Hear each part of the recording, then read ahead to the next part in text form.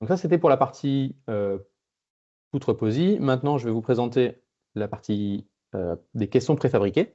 Donc je vais créer sur ce plancher 3 caissons préfabriqués. Donc pour cela, on sélectionne notre surface de plancher. On peut faire un clic droit et ici créer un caisson.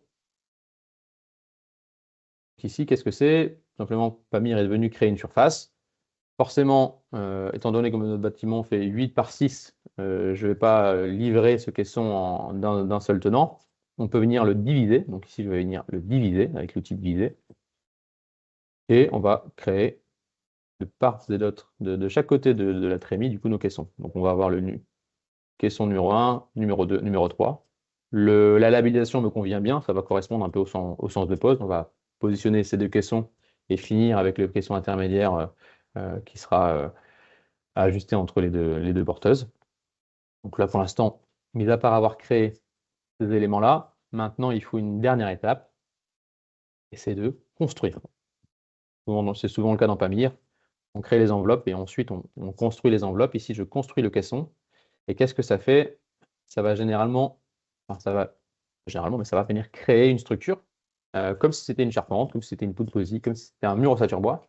Donc là, j'ai créé ce qu'on appelle un caisson préfabriqué, où vous pouvez déjà voir la position des différentes structures, les cotations automatiques. Et sur cette partie-là, nous, on va venir rajouter, comme pour la partie ossature, les couches. Alors, pour la gestion des couches, on peut le faire en 3D par exemple. Ce sont dans les propriétés. Et dans les propriétés, vous les avez en haut à droite ici. Donc là, j'ai sélectionné mes 3 caissons préfabriqués. Et dans les propriétés, ici, on peut définir la couche inférieure et la couche supérieure. Alors, pour rappel, hein, si je remontre la coupe de plancher, donc au-dessus, on va être sur un panneau USB plus ce qu'on appelle une chape sèche avec souvent un fermacelle double pot plus un sol de définition, carrelage ou parquet. Et en dessous, on va être souvent avec voilà, avec le service, donc ici les tasseaux qui vont supporter la plaque de plâtre. Alors si je retourne dans le 3D, ici dans les propriétés, si vous voulez voir comment ça se définit, donc ça c'est pareil, ça se gère au niveau de vos réglages. Donc vous pouvez cliquer sur l'un des liens qui se trouvent dans les propriétés pour directement accéder au bon réglage. Donc là je suis dans la partie caisson et couche de plancher. Et on peut se définir tout un tas de, de layers. Donc par exemple, en dessous, ici, j'ai mon latage plus la plaque de plâtre. Je pourrais changer le type de matériau, changer l'orientation, etc. De la même manière, on peut également faire ici, on peut changer les propriétés au niveau de notre couche supérieure. Voilà. Donc une fois que j'ai fait ça, c'est comme l'ossature bois. Je peux tout simplement ici venir construire tous mes composants. Donc là, j'ai sélectionné le caisson préfabriqué. Je vais faire un clic droit, construire tous les composants. Une fois que j'ai construit tous les composants, si j'ouvre l'un des caissons préfabriqués, vous pouvez voir que les éléments se sont rajoutés au-dessus et en dessous.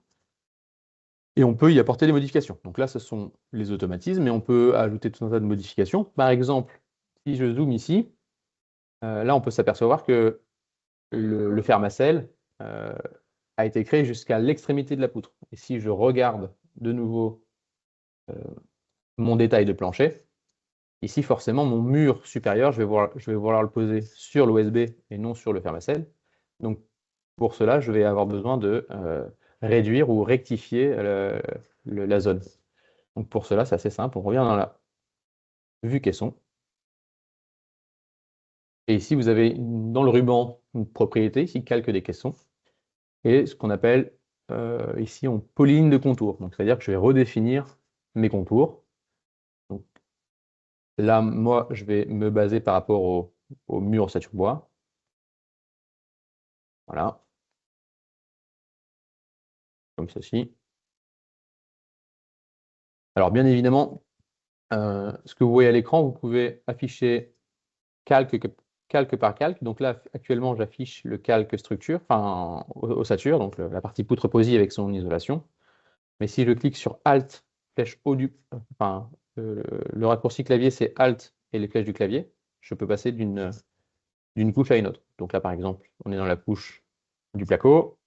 Là, ce sont les tasseaux, l'isolation, l'OSB, le fermacell. Voilà. Donc là, ce qui va m'intéresser, moi, c'est de venir sélectionner ma ligne de contour et dans les propriétés, de lui dire que cette ligne de contour, elle doit appartenir à... elle doit être positionnée au-dessus de l'OSB. Et juste expliquer que tous les couches qui sont au-dessus vont devoir être juste raccourcies par rapport à cette nouvelle ligne de contour. Donc, une fois qu'on l'a positionnée, ce qu'il nous reste à faire, c'est simplement venir faire un clic droit et construire tous les composants. Et là, automatiquement, Pamir va redéfinir sa zone de calpinage pour ces couches-là. Je peux très bien faire la même chose. Alors, pour l'instant, ce n'est pas automatisé, mais dans les prochaines versions de Pamir, ça le sera. Donc là, vous pouvez voir que si je regarde le calque ossature, mais également le calque délatage, pour l'instant, il y a une collision entre le latage et les murs. Pamir ne le gère pas actuellement en automatique, ça le sera dans le futur, mais là, à tout moment, on peut le rectifier comme on l'a vu précédemment. Donc je viens dans le calque ossature, je crée mon polyline de contour, et cette fois-ci, c'est à cet endroit-là.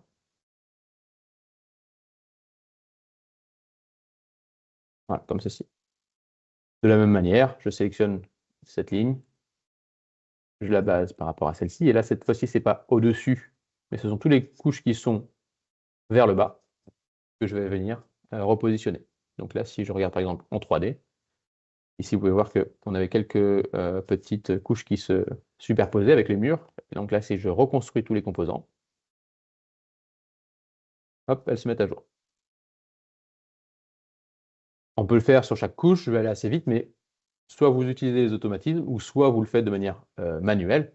Rien ne vous empêche de venir ici, par exemple, supprimer les éléments que Pamir a rajoutés, soit par erreur, ou soit parce qu'on avait fait un mauvais réglage. Donc c'est toujours la possibilité de le faire manuellement pour pouvoir redéfinir les différents matériaux. Voilà. Alors je ne vais pas passer du temps sur la correction du panneau sur l'ensemble du projet. Je vais maintenant directement poursuivre. Ce que je peux vous montrer sur la partie caisson, et qui peut être également intéressant, c'est les sorties. Donc il y a une nouvelle sortie qui existe, donc ça s'appelle structure de caisson.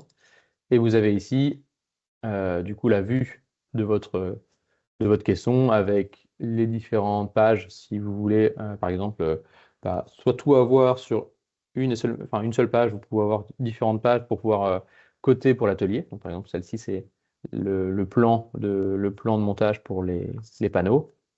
Et ça, c'est la vue de notre caisson. Bien évidemment, ici, vous avez vu, j'ai omis de couper le raidisseur. Hop, vous pouvez très bien ici venir diviser ici notre raidisseur pour que au niveau de la pose, on ait bien 3 éléments. Voilà, comme ceci. Avec l'outil diviser. Donc ça, c'est concernant les caissons.